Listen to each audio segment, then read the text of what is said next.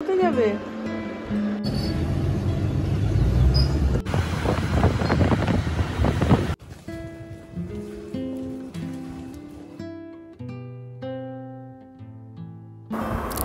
Hello বন্ধুরা, সবাই কেমন আছেন?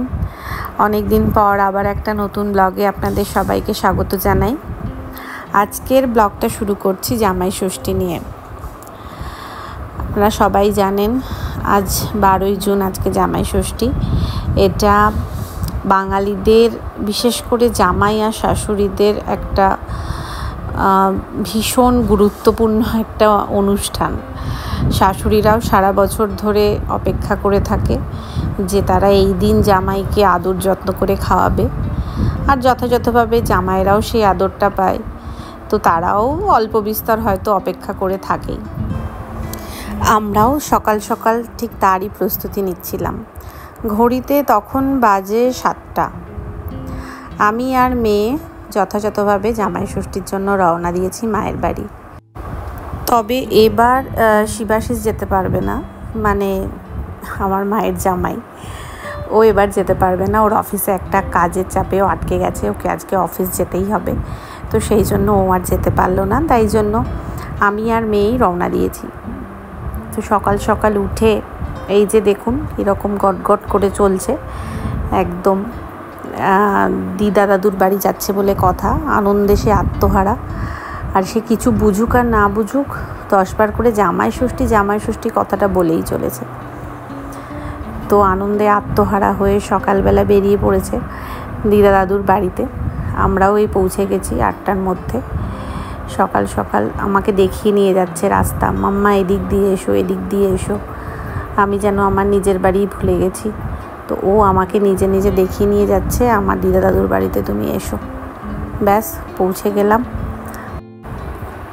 ব্যাস এবার ঘরে ঢুকে একটুখানি রেস্ট করে তারপর খাওয়া দাওয়া সেরে আমি তো যথাযথভাবে আমার অফিসের কাজে বসে গেলাম। আর ও চলেছে আপন খেয়ালে। ও খেলাধুলা করে এই দুপুরবেলা স্নান ধান করে তারপর মা বলল ওকে একটা কিছু জামা ভালো পরিয়ে দে, জামাই আসেনি তো কী হয়েছে, ষষ্ঠী তো, আমি ওকেই একটুখানি ধান দুব্ব দিয়ে আশীর্বাদ করব। কি হবে ষষ্ঠীতে?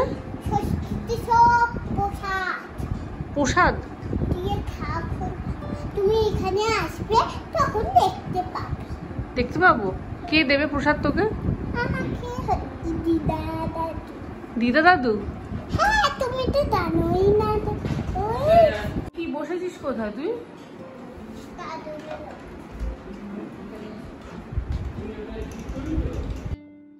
এই যে এখানে সব রেডি হয়ে গেছে। মা ধান, দুর্বা, মিষ্টি ফল নিয়ে চলে এসছে। ওকে মাথা আঁচড়ে দিচ্ছে, জানি না এটা রিচুয়ালের পার্ট কিনা, চিরুনি দিয়ে মাথা আঁচড়ানো, তো আঁচড়ে দিচ্ছে। ও ভীষণ আর কি মানে উৎফুল্ল যে ওকে ঘিরে কিছু একটা হচ্ছে, তোর ভীষণ আনন্দ।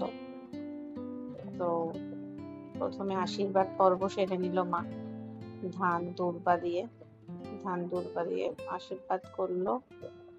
আর তারপরে ওই যে মিটিমিটি হাসছে, কিছু একটা হচ্ছে, মানে ভীষণ গুরুত্বপূর্ণ একটা ব্যাপার, সবকিছু পর্যবেক্ষণ চলছে, মানে ওর মাথায় দেওয়া হচ্ছে।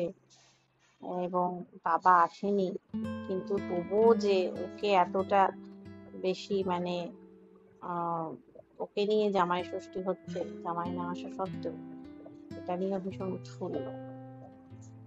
তো মাথায় ধান দুর্বা দিয়ে কপালে তেল আর হলুদের একটা টিপ পরিয়ে দিয়ে তারপর মা ওর জন্য দেখলাম আবার একটা জামাও কিনে রেখেছে, ওকে একটা জামা দিয়েছে, দিয়ে আর এই খাবার দাবার ওকে দিয়েছে, দিয়ে তারপরে আবার খাবার দাবার দিলে হবে না, আবার খাবার কিছু একটা খাইয়ে দিতে হবে। তো মা ওই জন্য ওকে আবার একটু খাইয়েও দিচ্ছে।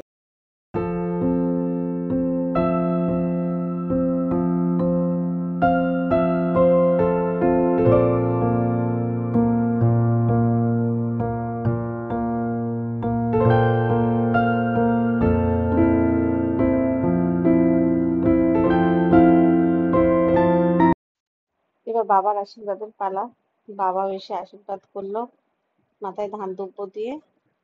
তারপর আর কি এইভাবে আমাদের জামাই ষষ্ঠী সম্পন্ন হলো।